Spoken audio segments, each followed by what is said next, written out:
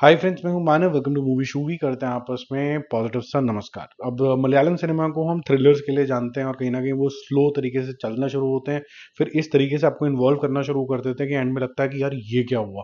तो उस तरीके का जादू तो उनकी फिल्मों के अंदर है। लेकिन क्या वो एक सोशल ड्रामा भी ऐसा बना सकते हैं जो आपको एंगेज कर सकता है?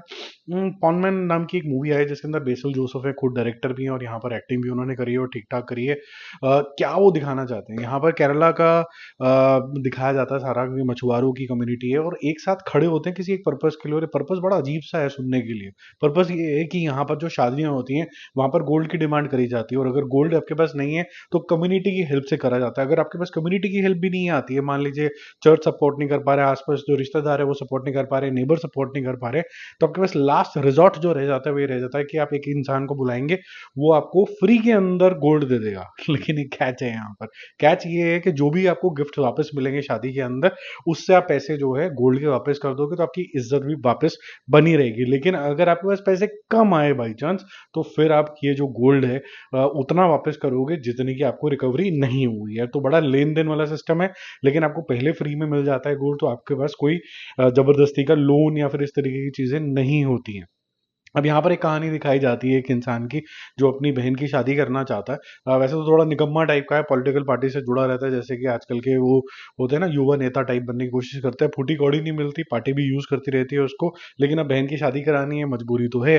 और उसके लिए ये इस इंसान को बुलाता है, बेसिल जोसेफ को, कि भैया हमें सोना दे दो, और डिमांड आ गई है और हमारे पास पैसे नहीं है। तो वो उसको सोना दे के चला जाता है, लेकिन ये जो सोना किसी वजह से उसको वापस पूरा नहीं मिलता। तो अब ये इस फैमिली से कैसे रिकवर करेगा, ये सारी कहानी है। और उसके बाद एक शुरू हो जाता है चक्रव्यूह। अभिमन्यु का असली चक्रव्यूह तो बेटा यहाँ पर है, क्योंकि जब ये सोना यहाँ से इसके हाथ से निकल के जाता है इस युवा नेता के पास, और युवा नेता के पास चला जाता है उसकी बहन के हस्बैंड के पास, और वहां से कहाँ जाने वाला है ये सोना, वो पूरा चेन रिएक्शन पूरी सोसाइटी को चीर करके दे देता है।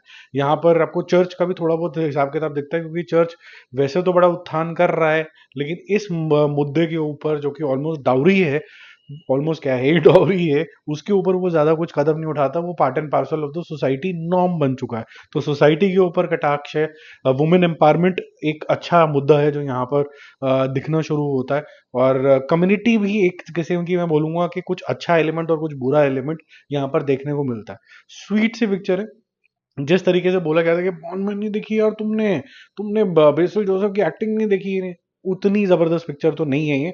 लेकिन ये वहां के कल्चर को, वहां पर ये जो डॉरी सिस्टम है और ऑर्डिनरी लोगों की कहानी काफी अच्छे तरीके से यहाँ पर प्रेजेंट करता है। पीछे जो म्यूजिक का जो एलिमेंट है वो कभी कभी थोड़ा सा, जैसे कहते हैं ना, कॉमिक फिल्मों में चलता है, वैसा अंडर करंट तो देता है। क्यों इसलिए देता है क्योंकि ये जो होल सिचुएशन है वही अपने आप में थोड़ी सी कॉमिक ही है, कि ये जो सोने का लेन देन, अभिमन्यु का जो चक्रव्यूह हो रहा है, और आपको कहीं ना कहीं सोचने के ऊपर मजबूर कर देता है कि यार हीरो कौन है, विलन कौन है। ये सब कंफ्यूजन में आपको डाल के ले जाता है। आप सबको ग्रे शेड्स के कैरेक्टर के अंदर देखने लग जाते हो, सबको आप इस नजर से देखना शुरू कर देते हो कि जैसे वही हीरो है और सभी विलन भी हैं। तो कोई प्रॉपर हीरो नहीं है, कोई प्रॉपर विलन नहीं है, सब ग्रे शेड्स के भी हैं। तो एक नॉर्मल जो इंसान की कहानी होती है वैसे यहाँ पर प्रेजेंट किया गया है। तो मुझे तो ठीक लगी है movie, one time watch for sure है, और फैमिली के साथ बैठ के देख सकते हो आप। लेकिन वो हाई एक्सपेक्टेशन मत करना कि मतलब जो आइकॉनिक तरीके की मूवीज बनती हैं जैसे दृश्यम वगैरह हो गए, वैसी वाली नहीं है। लेकिन एक ठीक वन टाइम वॉच है। ठीक है, बाकी जल्दी मिलते हैं रिव्यूज और अपडेट के साथ। मेरा मूवी शोवी स्कोर रहेगा इसके लिए 3 स्टार आउट ऑफ 5।